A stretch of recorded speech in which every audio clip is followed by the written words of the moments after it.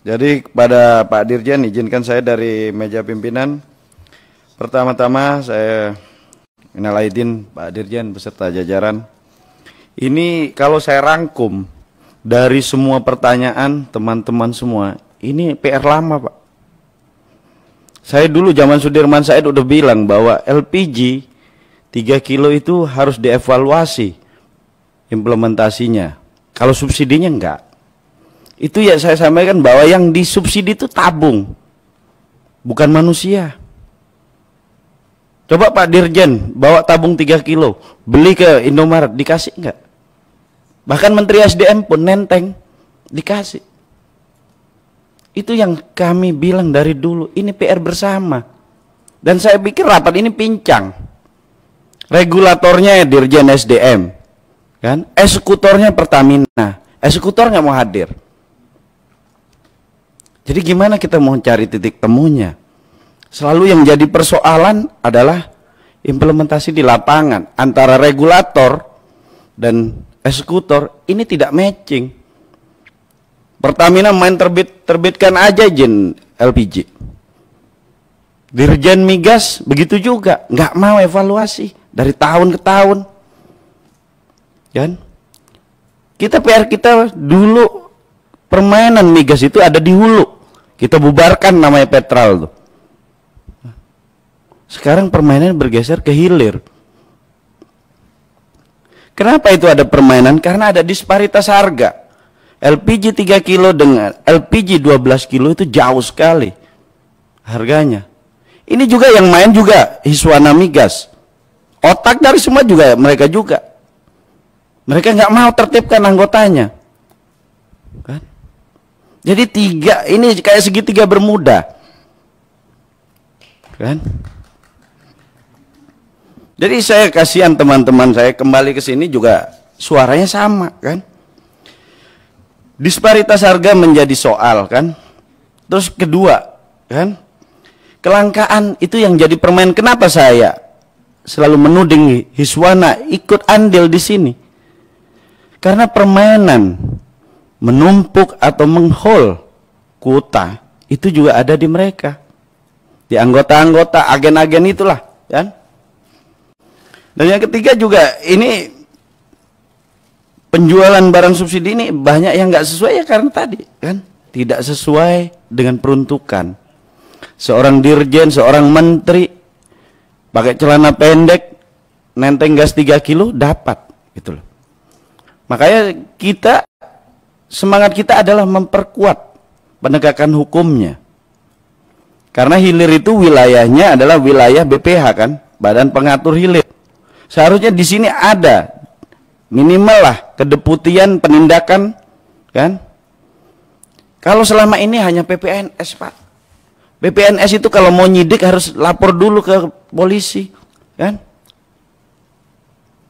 Harusnya ini Pak Dirjen, kalau nggak ada ntar di Dirjen di SDM, minimal ada di BPH Migas.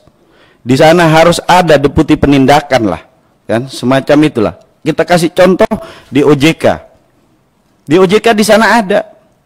BPNS membaur dengan kepolisian maupun kejaksaan. Jadi kita bisa tangkap dan sekalian tuntut.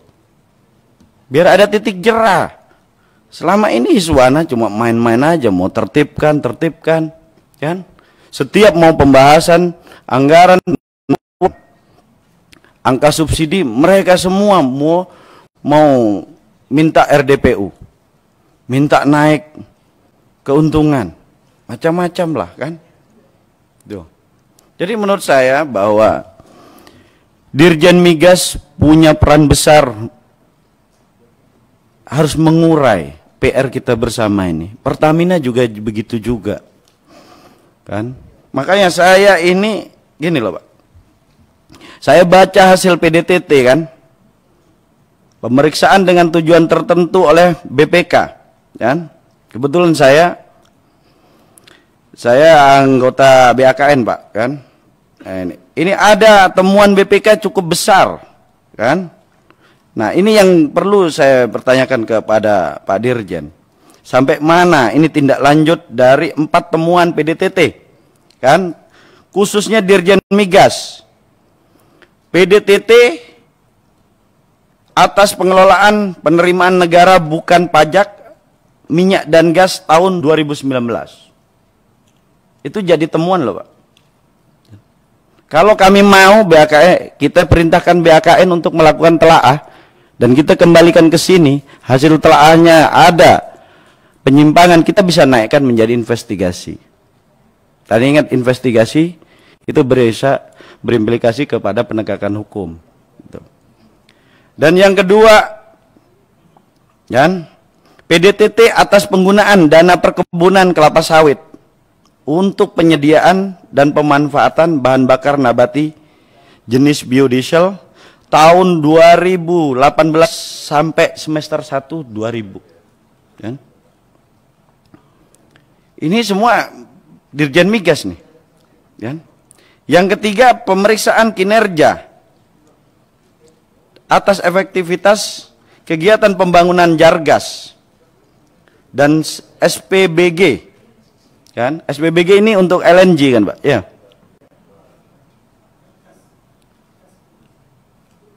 Oke, itu tahun 2015 sampai semester 1 2000. Jadi ini jangan ditutup-tutupin. Kan? Ini sejauh mana tindak lanjut atas rekomendasi BPK. Dan ini PDTT loh Pak, bukan audit LKPP. Kan? PDTT itu udah ada kalau orang ibarat pemeriksaan sudah terindikasi gitu loh. Bisa jadi bahan dasar full bucket Pak. Kan? Kalau di penegakan hukum gitu. Jadi maksud saya itu Pak Dirjen. Jadi kita harap Pak Dirjen sebagai regulator harus membuat uraian yang jelas kan. Apalagi temuan-temuan BPK terkait Dirjen Migas ini cukup banyak gitu loh. Jadi kita minta Pak Dirjen untuk bisa berkoordinasi dengan eksekutornya Pertamina, jangan asal juga terbitkan izin ntar seperti tadi Bang Jainuddin, Bang Jul kan, ntar sampai di demo kan, kalau dipukulin kan kacau juga, ada anggota DPR dipukulin masyarakat hanya gara-gara rebutan melon 3 kilo kan, gitu. Jadi itu Pak Dirjen, kita minta jawabannya ntar Pak Dirjen terkait tindak lanjut BPK dan strategi apa terhadap ketidaktepatan distribusi LPG 3 kilo kan, konversi LPG 3 kilo, dan penguatan apa terhadap penegakan hukum terhadap para pengemplang-pengemplang dan pemain-pemain subsidi tersebut Pak Dirjen. Dan kita juga khusus Pertamina, kita akan minta antar paparan tersendiri karena mereka juga pelakunya, mereka yang bertanggung jawab kan. Kapan hari saya tanya terkait temuan BPK malah mereka bilang bahwa Dirjen Migas malah yang punya hutang berapa puluh triliun gitu kan. Gitu. Kan ada temuan BPK kan terkait ada ketidaksinkronan penerimaan negara kan di Kemenkeu gitu. Jadi itu Pak Dirjen.